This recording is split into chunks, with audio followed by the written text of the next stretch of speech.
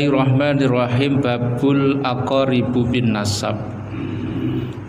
Al awwalu al ummu, as-sani al bintu, as-salisu al ukhtu, as-rabi'u al ammatu, al khamisu al khalatu, as-sitatu bintul akhi, as-sabi'u bintul ukhti.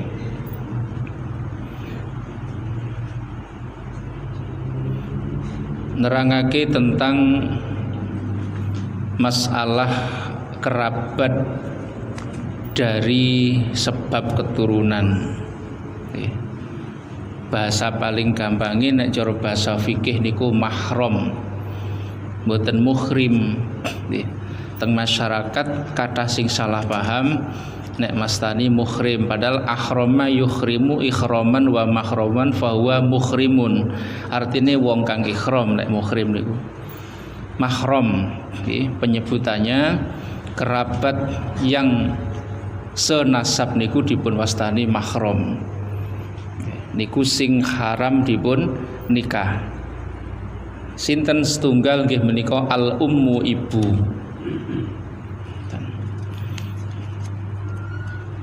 Sing nomor kali al bintu, anak wadon. Nomor 3 al ukhtu, dulur wadon.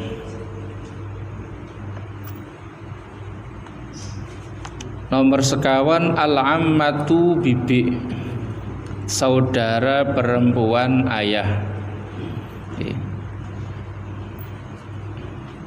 Saudara perempuan dari ayah. Ngeten iki kudu lengkap pengertian ngeten sampean ya. Saudara perempuan dari ayah. Berarti bibi sangka bapak. Al khalatu, saudara perempuan ibu, bibi dari ibu. Nek bibi sangka bapak bahasa Arab ammah, bibi sangka ibu al khalah, al khalatu. Bahasa Arab pun benten. Tapi lek teng negari kita teng Indonesia mbuh teko bapak, mbuh teko ibu is bibi ngoten mawon. Maka kalau bab-bab seperti ini harus bisa membedakan gitu. Nomor 6 bintul akhi, anak wadoni sedulur lanang, berarti ponakan teko saudara kita yang laki-laki. Bintul ukhti, anak wadoni dulur wadon. Ponakane awake dhewe sangka dulure awake dhewe sing wadon. Anake dulur wadon, anake dulur lanang, anake dulur lanang bintul akhi, anake dulur wadon bintul ukhti. Niku kabeh dipun wastani kerabat senasab atau dipun wastani mahram. Niku sing boten kenek secara mutlak bil itlak dipun nikah. Maka status di dalam keluarga itu harus jelas. Sakniki niku runyame ngeten, nenek dipanggil ibu, nggih mboten? Duduka sakniki niku kok ngoten, nggih. Lho jelas-jelas nenek kok dipanggil ibu, ini nanti bermasalah masalahnya ngoten lho. Nggih. Nah ini. Jadi kalau enggak dikembalikan tradisi di masyarakat ini seperti napa aturan yang ditetapkan dalam fikih rancuh niki mengki ngoten. Ibu sampean niki endi? Lah iku ya ibu lho, lek boleh bingung sampean. Gitu. Jadi nek kok ibu cah cilik, ibunya yang mana?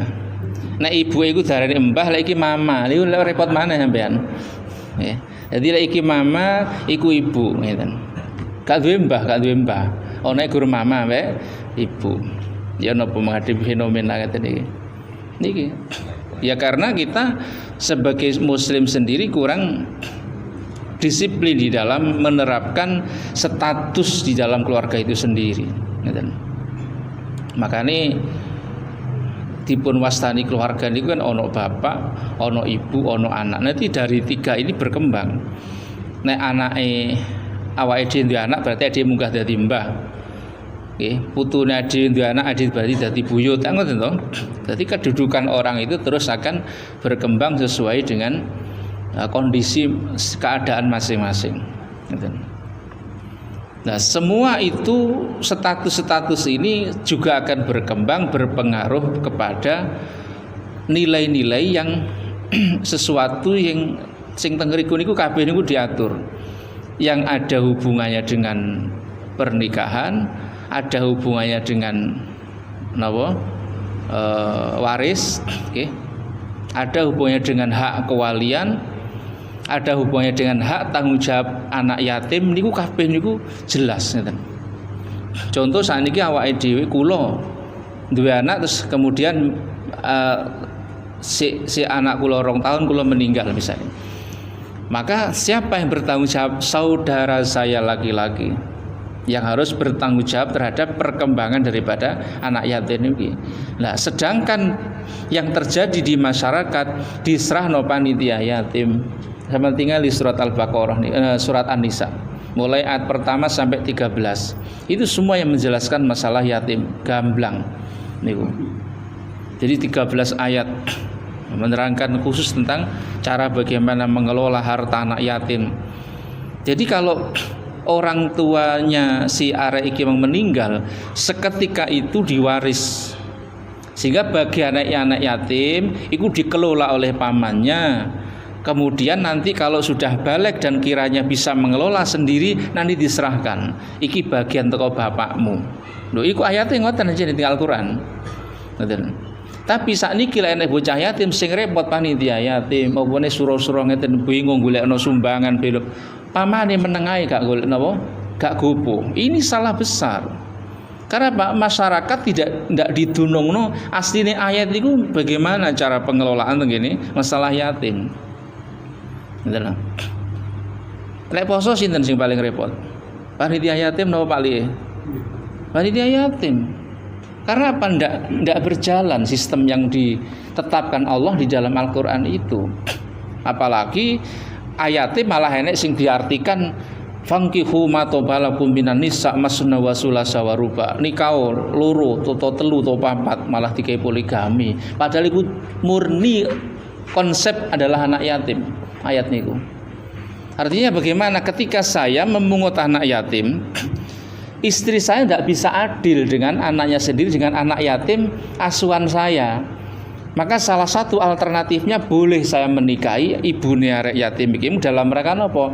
Ben padha anggene awake dhewe niku mengelola anak yatim ben boten bangsine bangsilatan. Artinya ben boten tumpang su antara siji lan siji ini, ben adil. Maka boleh nikah ibune arek yatim niki mau. Entah iku sik enom, entah iki tuwek. Ngoten lho. Nek pancen tujuane bocah yatim. Tapi ayat ini kenapa seolah-olah wah iku ra patek wani nerangno belak-belakan. Ngoten. Kula niku nate di apa ya? Nek wong iku muring-muring, memang tingkat keagamaane mboten sepinten. Pak Ustad, ayat endi sing nerangno oleh poligami tak suweke ngoten kula naudzubillah. Wong wedok niku sangke gak senenge ambek poligami. Akhirnya saya jelaskan bahwa ayat itu bukan poligami dalam tanda kutip wong niku enak-enakan boten. Wong iku nggih mulai ya ayyuhan nasu taqu rabbakum allati khalaqakum min nafsin wahidah wa khalaqa minha zawjaha wa basta min rijalan katsiran wa nisaa wattaqullaha tasaaluna bihi wal arham. Bihi niku kata itu bihi maknanya sumpah. Bihi demi Allah. Wal arham jangan kau putus tali silaturahim, artinya antara bocah yatim dengan keluarga yang bertanggung jawab ini jangan kau pisahkan. Nek bocah yatim keburu-buru dijukuk dikonengin yayasan berarti melanggar ayat ini sebenarnya orang Islam itu. Mesti ini malah dicedeki. Aku paman tapi aku bapakmu ngoten. Nggih, sampean ndak usah khawatir sampean sik duwe bapak, aku bapakmu, aku dulure lanang bapake sampean. Nek anak apa-apa senang aku, ngoten mesti nih langsung mendudukan itu. Kalau anak langsung dibawa ke panti asuhan dengan pamannya jauh, dengan saudara sepupunya jauh, dengan saudara kayak wong asing akhirnya itu. Seperti orang asing Sehingga nanti paman itu kalau melihat dia seperti orang lain, seperti anak yatim yang terlantar, anak yatim yang paman itu seperti orang lain. Ini salah besar para Allah dawuh bihi wal arham, demi Allah wal arham, jangan kau putuskan antara hubungan anak yatim sing ditinggal bapak ini kali kerabat sing mestine menjadi estafetnya bapak ini kok. Harus seperti itu. Tapi sing terjadi di masyarakat lho panjen sakniki wong jelasne ngeten niki ketika dijelaskan ya ana wong sak menten. Kamu kok oke sing mboten melok. Oke sih tidak paham akhirnya, sehingga balik maneh kalau ada kalau ada anak yatim itu buru-buru dan cepet-cepet diuncalno nang gone yayasan kadang cilik bahkan teng ngriku niku nang Zainuddin ini bolak-balik cah cilik tak padha nangis mergo napa sik durung wayahe dipisah ngoten lho. Mestine jangan dipisah dengan ibunya, malah paman-pamane kerabat ini memberikan support bahwasanya sama cik tetap duwe bapak, yo aku iki bapak sampean ngoten. Kaya sing dilakukan Nabi ketika melihat anak yatim, aku bapak mulai ngoten. Kok ternyata ketika kita membantu anak yatim itu ndak bisa adil perasaane bojone awake dhewe, maka nikah ono pisan ibuke yatim niki mang dalam rangka menyelamatkan anak yatim. Tapi aja digawe niku lho nggih, asale kambing hitam lho. Dik aku tak golek, aku tak nyelametken anak yatim yo, aja ngono, aja diwalik. Nggih. Repot nek ngoten. Nggih. Iya. Jadi dalam Islam itu harus status itu jelas bapak sah. Artinya kenapa saya bicara bapak sah? Karena bapak menikahi ibu itu di atas kertas yang sah. Nah dari situ kita pertahankan. Ini bab istri dan suami. Berarti ketika burung dua anak urung iso diceluk bapak ibu. Ketika punya anak status awake dhewe wong lanang dadi bapak iki dari ibu-ibu. Bapak si jabang bayi, ibu si jabang bayi kan. Nah, terus jadi status itu akan seperti itu. Nah, kenapa saya sampaikan ini dengan detailnya? Karena sing terjadi balik maneh teng masyarakat itu rancuh masalah ngoten nggih. Terutama sing ngenes niku ketika terjadi anak yatim niki wau. Keluarganya, kerabatnya itu tidak begitu tidak begitu ngreken ngoten. Malah di dalam ayat surat An-Nisa itu kalau memang dari harta tinggalane bapak sing wis dibagi nang ngene ibu lan anak yatim niku wau harus dikelola dan mengeluarkan biaya mengambil itu juga tidak apa-apa. Yang penting ora dientekno karo pamane. Wah akhirnya begitu totalan lho entek macam tak ngingi ngoni aja. Mulai cilik aku lho. Dikalkulasi ternyata entek. Lah iki ojo kaya ngono gitu. Iku sing dipun wastani mangan bondone anak yatim ngoten. Bahkan bisa jadi seorang ibu itu bisa dikatakan makan harta anak yatim ketika suaminya meninggal enggak dibagi waris. Suami meninggalkan dua anak yatim, bagi. Okay. Istri dapat berapa, anak perempuan dapat berapa, anak laki dapat berapa. Turah nang sopo sing bagiane wis. Nanti dikelola, siapa yang ngelola ini? Yang kelola adalah saudaranya ayah daripada anak yatim. Dikelola engko nek wis gedhe ku disrahno arek iki bagiane sampean. Nek enggak dibagi malah ibu rabi maneh wallahu alam. Berarti wong iki wani mangan bagiane bocah yatim. Bisa jadi malah ibu cah yatim kuwi lho sing mangan bocah harta anak yatim karena enggak jelas ini tadi gitu lho. Nggih. Nah, ayatnya ngoten nih soalnya. Sampeyan tinggal di bawah nggih. Surat An-Nisa ayat 1 sampai 11 atau 13 ya. Pokoknya niku sing terangno tentang masalah yatim. Niki. Niku sekitar 10-11 ayat itu murni hanya masalah yatim dan cara bagaimana pembagian harta kepada anak yatim niku. Ini bahaya. Nggih. Malah kadang-kadang niku lek disantuni rada akeh ngono. Nang kandonge ibuke kadang ora jelas napa keperuntungane teng pundi kok. Ngeten. Niki. Jadi masalah anak yatim ini krusial dan memang benar-benar harus sesuai dengan konsep Al-Qur'an saja ngatur masalah ngoten nggih. Al-Qur'an saja ngatur. Nggih. Hati-hati jadi ketika Lah wong sakniki niku malu bertanya atau enggak gelem bertanya kalau ada problem-problem semacam itu. Nggih. Dai dhewe kurang seneng terang-terang ning ngono kuwi gitu. Nggih. Wong dai saiki iki belajar gitaran sik supaya iso kaya Rhoma Irama tambahan. Padahal PR ini ku akeh dengan masyarakat niku. Sing perlu disampaikan cek nyampe bahwa agama itu seperti ini itu loh. Nggih. Padahal wong-wong musuh aswaja itu sekarang sudah gencar seperti itu, nyerang awake dhewe si awake dhewe pangaguyonan mawon kan ya napa lek ngoten niku ngoten. Nggih. Memang harus nyampe di tengah-tengah masyarakat seperti itu. Pun. Jadi ini pentingnya kita mengetahui kenapa di dalam agama itu status dalam keluarga itu jelas. Karena biar semuanya tahu ada batasan-batasan yang dalam bab-bab nikah itu tidak boleh dinikahi. Sinten niku wau ngene ibu, anak wadon, dulur wadon, bibik teko bapak, bibik teko ibu, ponakan teko dulur lanang, ponakan teko dulur wadon. Ndong lari sakniki niku penyebutan sepupu jare ponakan. Lho. Niku nyebutkan mawon salah ngoten lho. Sing dimaksud ponakan niku lek pernah anak to asine. Jadi anake dulure awake dhewe, mbuh dulur lanang, mbuh dulur wadon niku jenenge ponakan. Nek misal lek dhewe lek napa niku anake paman, iku dudu ponakan namanya sepupu. Misanan. Ngoten. Kula sering ngrungokne lari-lari niku ponakan kula lho, kuwi kok ponakan tapi kok anake kok wis salah menyebutkan berarti ngoten. Salah kaprah. Jadi dimaksud ponakan itu anake awak padha kambek anake dhewe itu lho maksudnya. Berarti anake dulure awake dhewe, dulur kandunge awake dhewe iku namanya ponakan. Ngoten. Lah, anake sepupune awake dhewe iki termasuk ponakan tapi wis nyempal rada adoh ngoten. Jadi sing diarani ponakan iki pernah anak. Ngoten, kedudukane iku padha ambek anake dhewe niku. Nek bandingno ngoten. Kula kadang bingung ngrungokne tiyang teng mriki niku. Mbak Yu ponakan lho, Mbak Yu kok ponakan piye to? Piye lek cara bahasakno Arab ngoten piye lek Mbak Yu ponakan niku.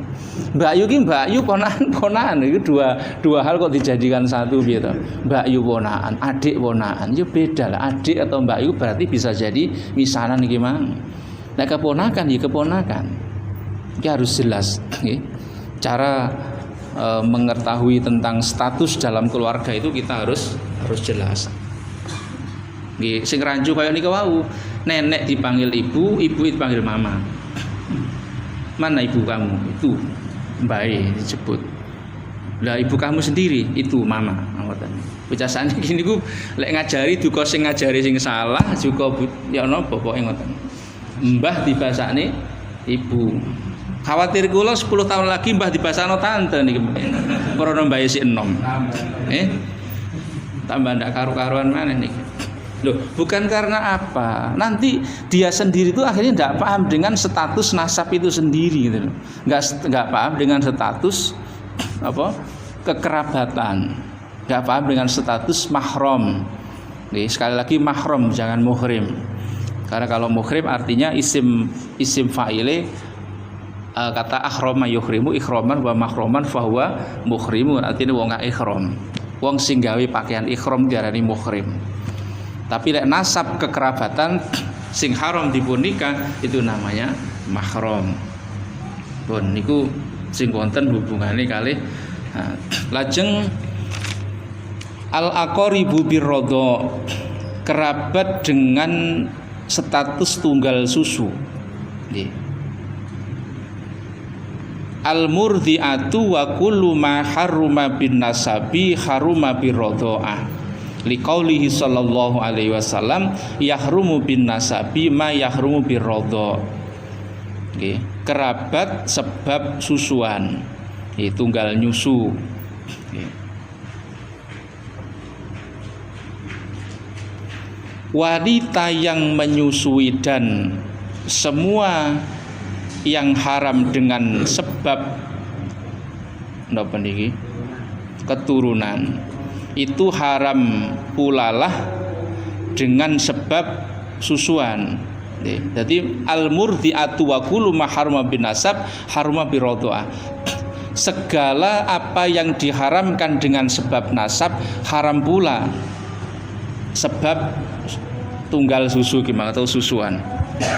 Seperti yang disabdakan baginda Nabi, yahrumu bin nasabi ma yahrumu bir rodho. Apa-apa yang haram dengan sebab nasab haram pula dengan sebab susuan niki wau. Karena tunggal susu dari akhir padha ambek tunggal darah akhirnya ngeten. Nggih.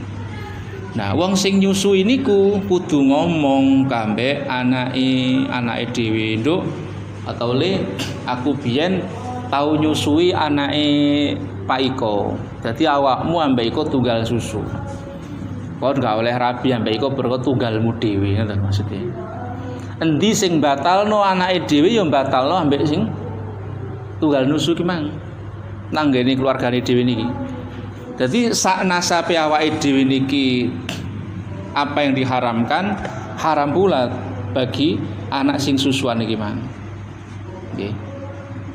Halal bagi apa yang dari jalur nasab kita, halal pula dari jalur susuan niki mang.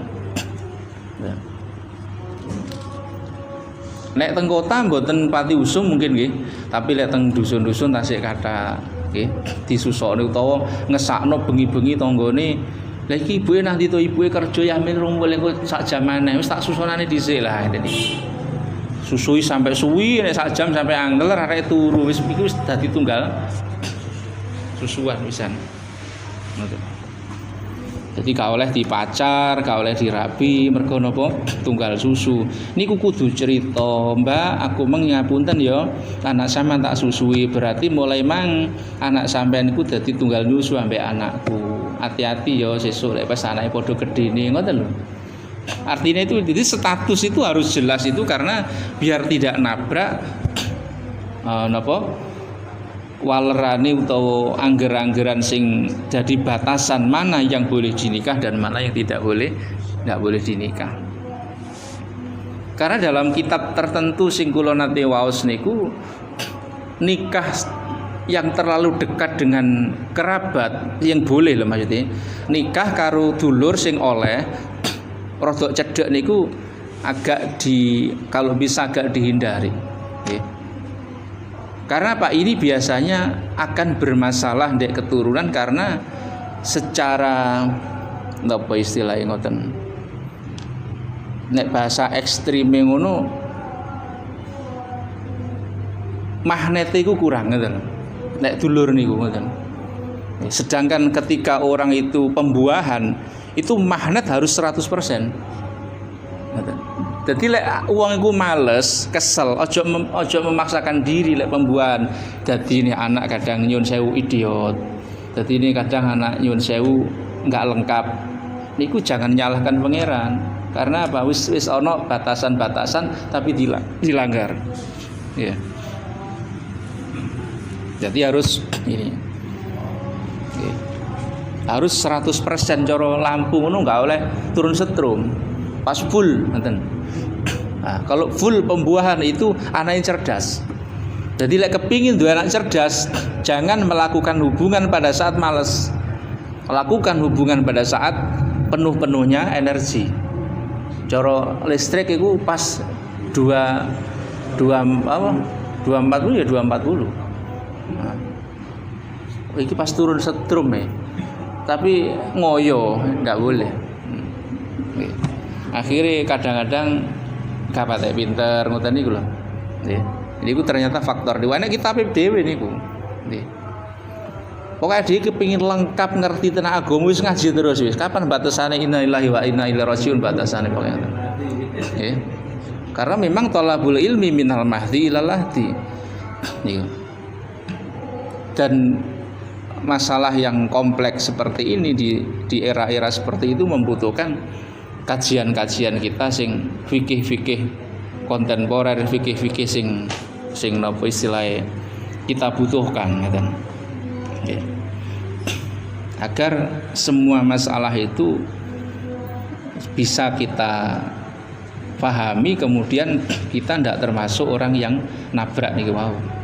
Niki kaya masalah kasus anak yatim ngoten niku wau. Niku kathah ngoten niku. Nggih.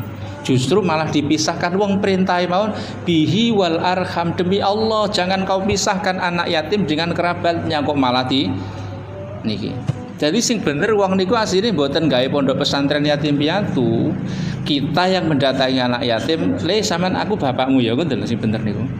Jadi misalnya kepingin duwe yatim 10, nggak perlu nggak bangun pondok sampean. Mendatangi anak yatim itu seraya mengucap, "Le aku bapakmu." Jadi sejak itu berarti status anak yatim sudah menjadi hak asuh kita. Carane ngoten sing bener niku. Jadi kurang setuju sebenarnya secara pribadi kalau kita bandingkan dengan dasar-dasar itu ketika cara mengelola anak yatim itu dimasukkan ke dalam suatu lembaga.